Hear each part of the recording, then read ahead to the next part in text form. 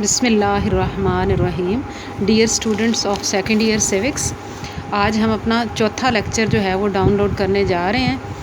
تو اس سے پہلے بھی تحریک پاکستان کے چیپٹر میں نظریہ پاکستان کے حوالے سے ہی ہم پڑھ رہے تھے. پہلے ہم نے مفہوم پڑھا، پھر قائد اعظم اور علامہ اقبال کے فرمودات کی روشنی میں نظریہ پاکستان پڑھا. آج کا ٹاپک ہے نظریہ پاکستان کی اہمیت.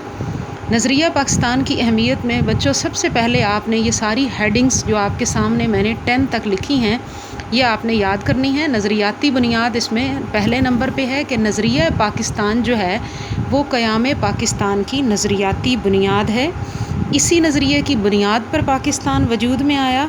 پاکستان کے وجود کا انحصار جو ہے وہ اسی نظریہ پر ہے، اور ہم کہہ سکتے ہیں کہ نظریہ پاکستان ہی مملکت پاکستان کی روح ہے.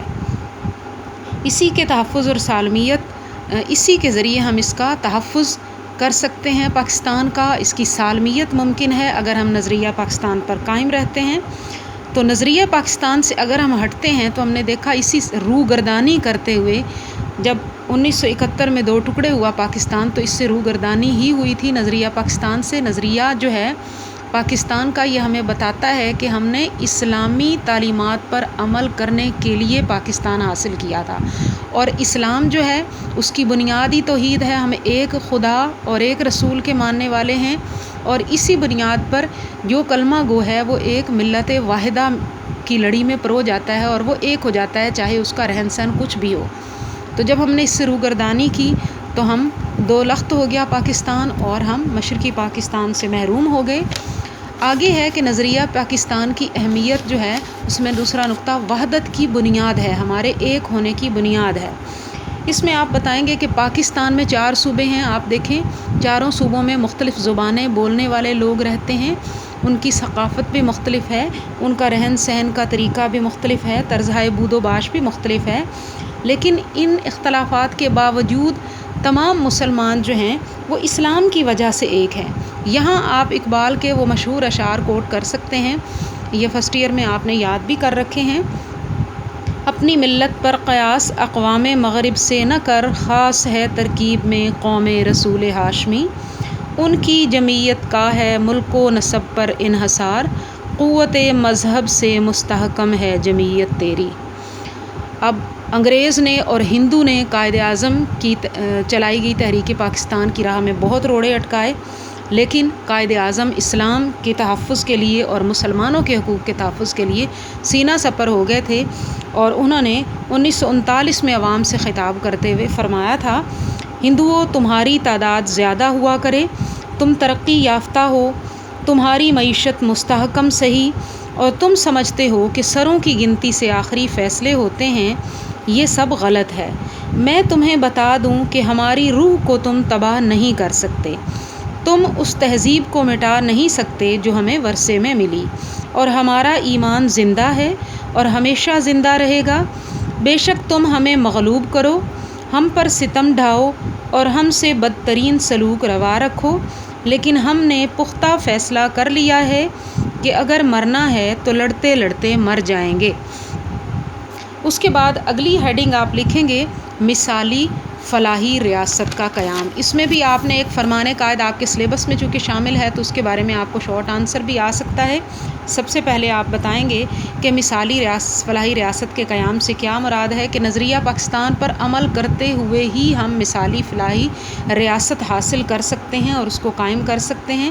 پاکستان قائم اسی لیے ہوا تھا کہ اسلامی اصولوں کو ہم اس میں رائج کریں، اور اسلامی اصول جب رائج ہو جاتے ہیں تو یقیناً ریاست جو ہے وہ فلاحی ریاست کا روپ دھار لیتی ہے. تو قائد اعظم سے جب پوچھا گیا کہ جو غیر منقسم جنوبی ایشیا ہے اس میں آپ اپنے مذہب کے مطابق آپ کو آزادی حاصل ہے اور آپ عبادات کر سکتے ہیں، تو پھر آپ پاکستان کا مطالبہ کیوں کر رہے ہیں؟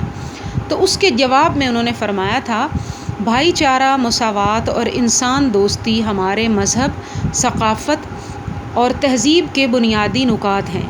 چونکہ ہمیں ان بنیادی انسانی حقوق کی پامالی کا خدشہ تھا، اس لیے ہم نے پاکستان کی تخلیق کی جد و جہد کی. پھر اگلا نقطہ ہے قومی استحکام. ہم قومی استحکام بھی نظریہ پاکستان پر عمل کرتے ہوئے ہی حاصل کر سکتے ہیں.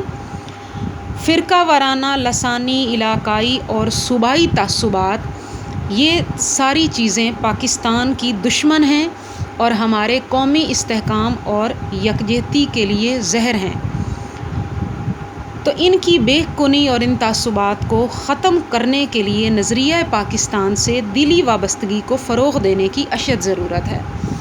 اس کے بعد آپ لکھیں گے جمہوریت کی کامیابی کی دلیل بھی یہی ہے کہ ہم نظریہ پاکستان پر عمل کریں، اور اسلام میں پسندیدہ نظام جمہوریت ہی ہے، گو کہ مغربی جمہوریت اور اسلامی جمہوریت میں ڈفرنس ہے۔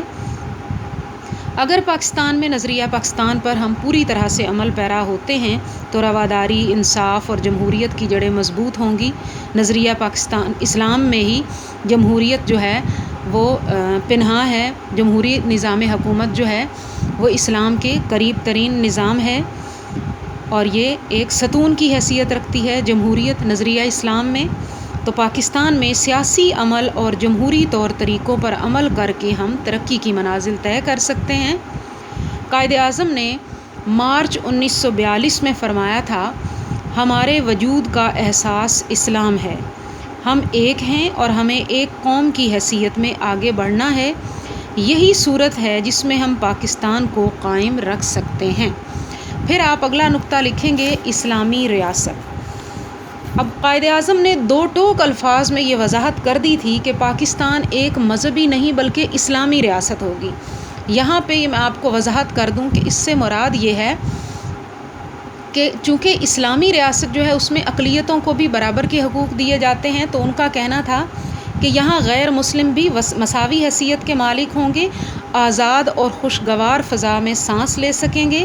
انہوں نے تھیوکریٹک اسٹیٹ کی نفی کی اور انہوں نے 11 اگست 1947 میں فرمایا تھا، ہمیں کوئی غلط فہمی نہیں ہونی چاہیے کہ پاکستان تھیوکریٹک ریاست ہے۔